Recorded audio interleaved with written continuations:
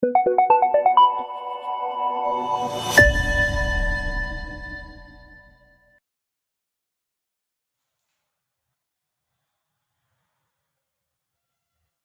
students, today let us understand is matter around us pure? You might have studied the three different states of matter, that is solids, liquids as well as gases. Almost all the substances is made up of matter. Whenever you go to buy some substances, you might have noticed on the label pure ghee, pure milk or pure salt. So whether these substances are really pure? Definitely, according to us, they are really pure substances. They are really pure ghee, pure milk for us. But what according to scientists, are they really pure? No. They are not pure substances according to scientists. Then what is pure substances according to scientists? If the constituent particles of the substance are same in their chemical nature, then they are called pure substances according to scientists. If the constituent particles, I repeat, if the constituent particles are same in their chemical nature, then those substances are called pure substances. Example, gold. All the atoms are made up of gold. So, such substances are gold, iron means iron, copper. So, all these are all pure substances according to scientists. So, now let us know what are mixtures. So, then what is pure ghee? Pure ghee, pure milk, all comes under mixtures. So, why they are called mixtures? So, mixtures, if the substances is constituted by more than one kind of pure form of matter. If the substance is constituted by more than one kind of pure form of matter, is called as mixture. Pure ghee contains fat, vitamins, minerals. So, it contains more than one kind of matter. It is made up of one kind of pure form of matter. So, such substances are called as mixture. Now, let us understand the different types of mixture. So, there are two different types of mixture. So, the first is homogeneous mixture and the second one is heterogeneous mixture. So, what are homogeneous mixture? So, let us understand the homogeneous mixture from the example. Example, one is copper sulfate and water, sodium chloride and water. Students, sodium chloride is nothing but common salt.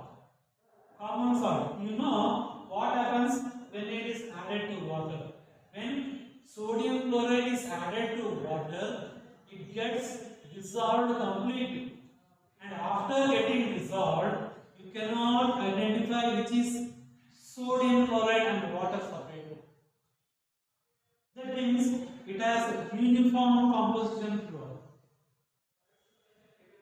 Similarly, copper sulfate, which is a blue colored salt, when it is added to water, so here the whole water turns bluish in color. So that is, it has also uniform composition throughout. So such a mixture which has uniform composition throughout are called as homogeneous mixture. So now let us understand what are heterogeneous mixture. So now let us look into the example, copper sulfate and potassium permanganate, or we can also take magnesium chloride. So second example is sodium chloride and potassium nitrate. So when you mix different salts. So you can identify them easily. So and you can separate them easily. So such a mixture which do not have the uniform composition throughout are called as heterogeneous mixture. Heterogeneous mixture. So now let us understand what is a solution. A solution, it is a homogeneous mixture of two or more substances. Homogeneous mixture of two or more substances. You already understand what is a homogeneous mixture. If it has a uniform composition throughout, then it is called a homogeneous mixture. So, what is a solution? The solution is a homogeneous mixture of two or more substances. So, example, one is lemon juice and soda water. So, lemon juice, also called as lemon. So, definitely, everyone knows how to prepare a simple lemon juice. You need some water, sugar, and then lemon. So, add sugar and lemon juice to the water. So, dissolve it well. So, and taste it. So, even the last drop of lemon juice gives the same taste. So, it is a homogeneous mixture of two or more substances. So, such one are called a solution. So, and soda water. Soda water has different gases in it, and each drop of water has all the gases. So, it is also a solution. It is also a solution. So, now let us understand what are the different components of a solution. So, components of the solution, one is the solvent and the solute. So, what are solvent and what is solute? So, now, so look here. So, I have taken a beaker. So, beaker containing water. Beaker containing water. Add sugar to it. So, here, the one which you have taken in the larger amount,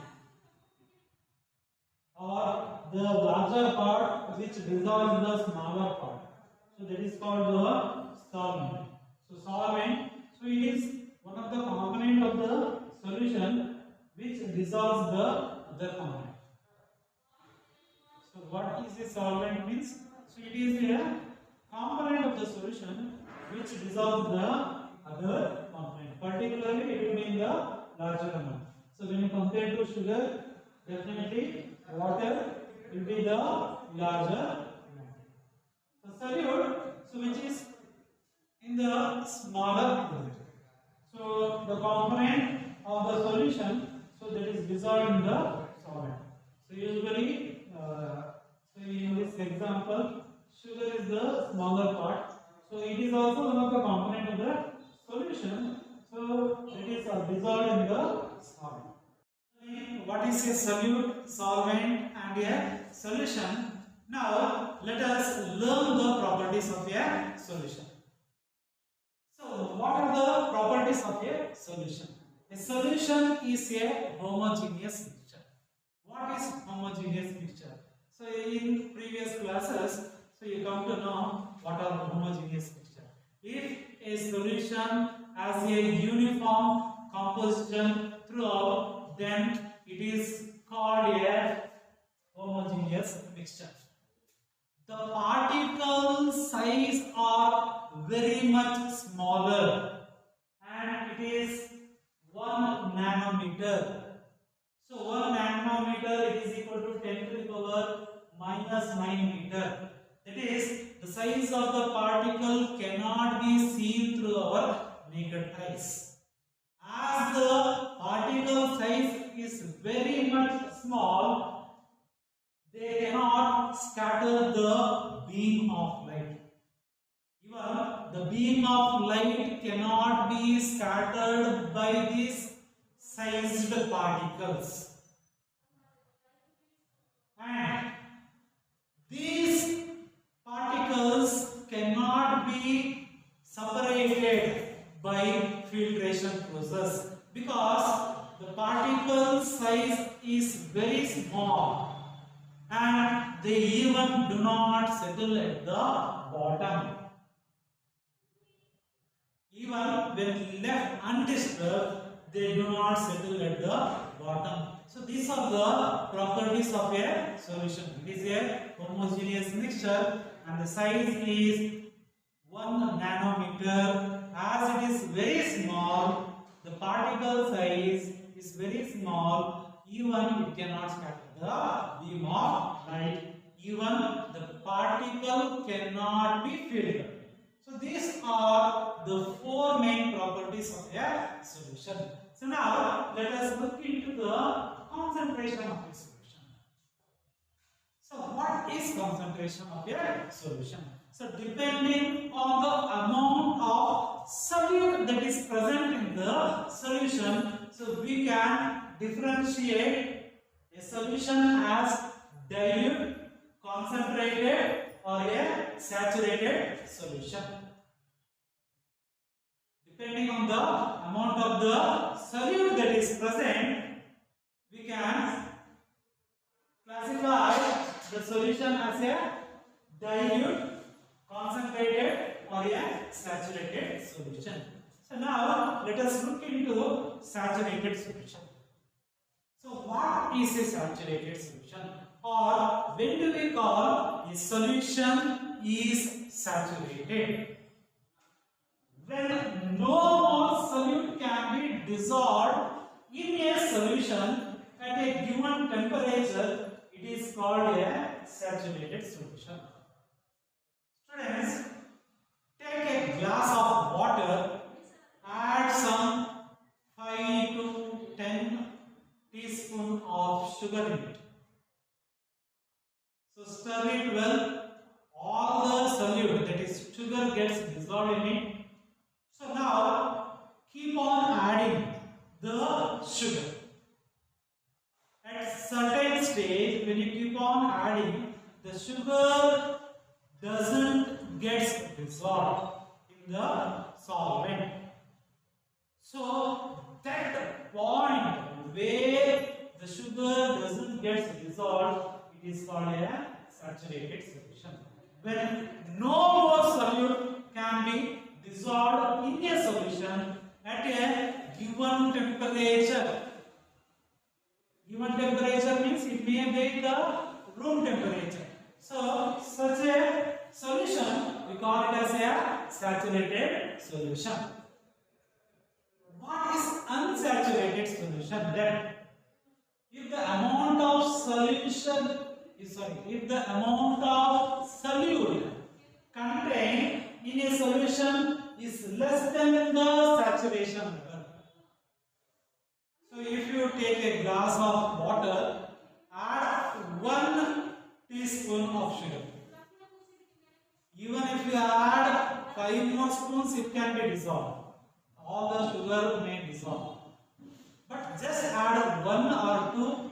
So this level of solute is very much lesser than the saturation level.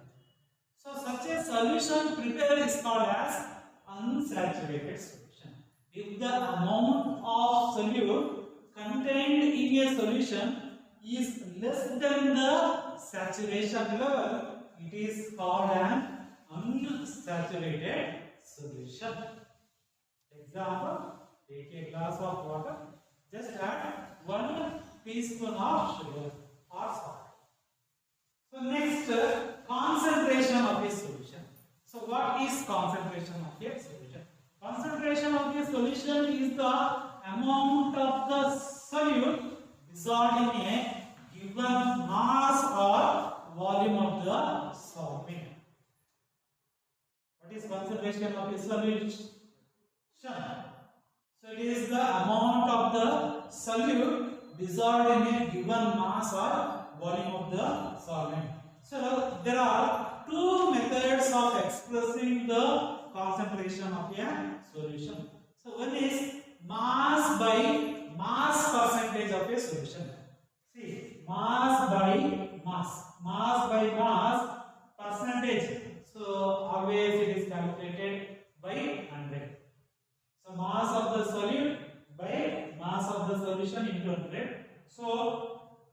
next method is mass of the solid by volume of the solution. So these are the two methods where we can express the concentration of a solution. One is mass by mass percentage and other one is mass by volume percentage of a